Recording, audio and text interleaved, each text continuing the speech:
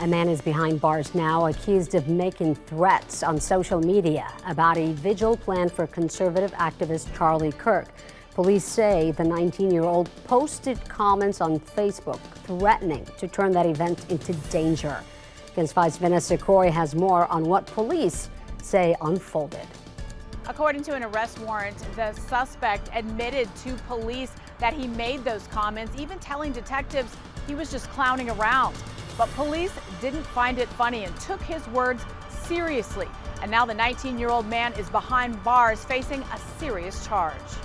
According to an arrest warrant, police first learned about the comments on September 15th, just hours before a planned vigil for Charlie Kirk at UTSA's main campus. The post appeared on the San Antonio Young Republicans Facebook page, the group organizing the vigil.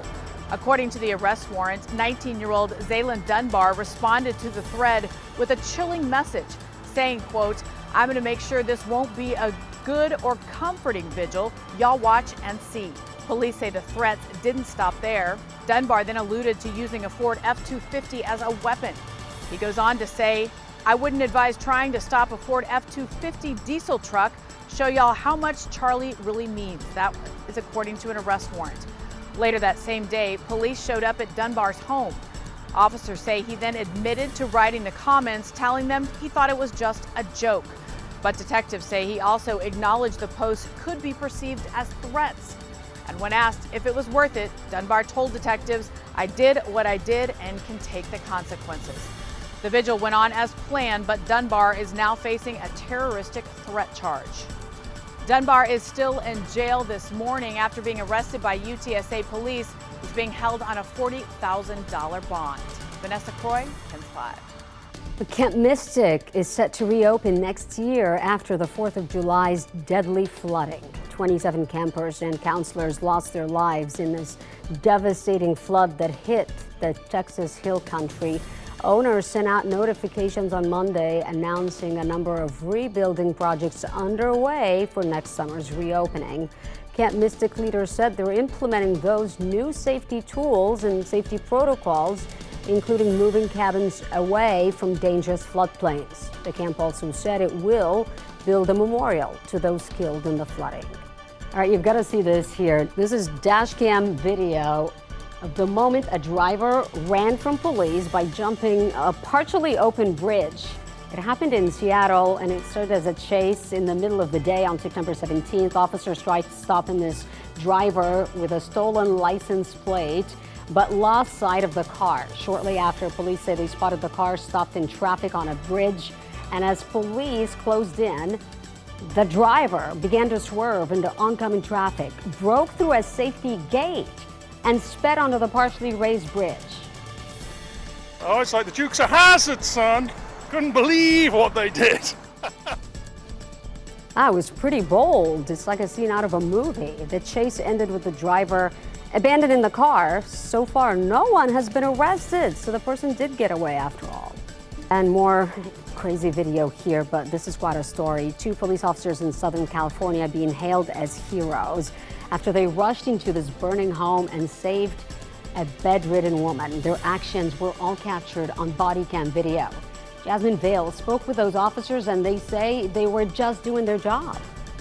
Oh my God. Cell phone video shows the garage of this Westminster home last Thursday morning engulfed in flames and starting to collapse. And we just saw it going up really, really fast. At that moment, Westminster police officer Jason Stouffer was racing to the scene after getting a call about a woman stuck inside.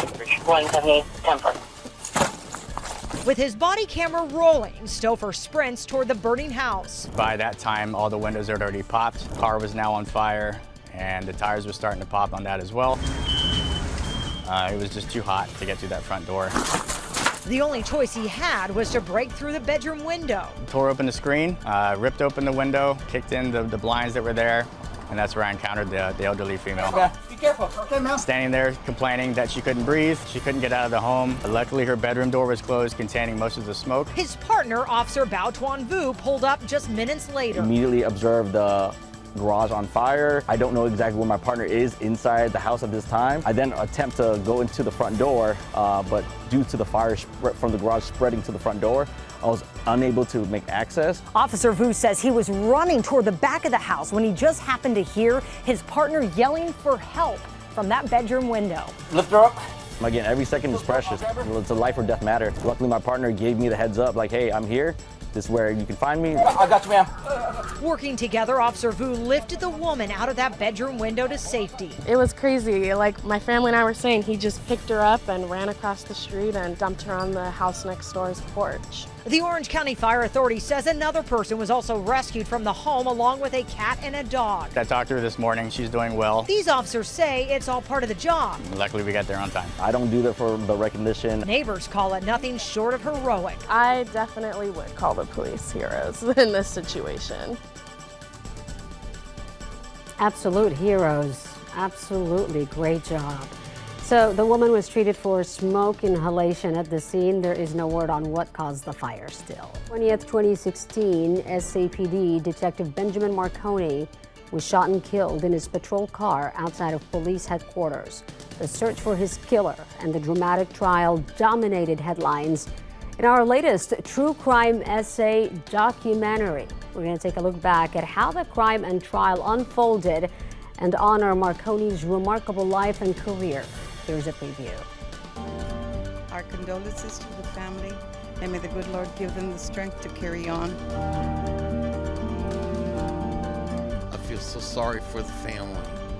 I feel sorry for fellow brothers. We have to keep up the fight. Benjamin Marconi, a father of two, a dedicated detective with the Special Victims Unit, and a man officers at SAPD called friend. Ben was a great guy, and people loved him, and certainly he had an aura about him that he was not. If you had to go out of your way not to like. His deep belly laughter that had you rolling around, and the silly things he would say. True crime essay, The Murder of Detective Benjamin Marconi, is now streaming on KENS 5+. You can download it on your TV and watch it for free.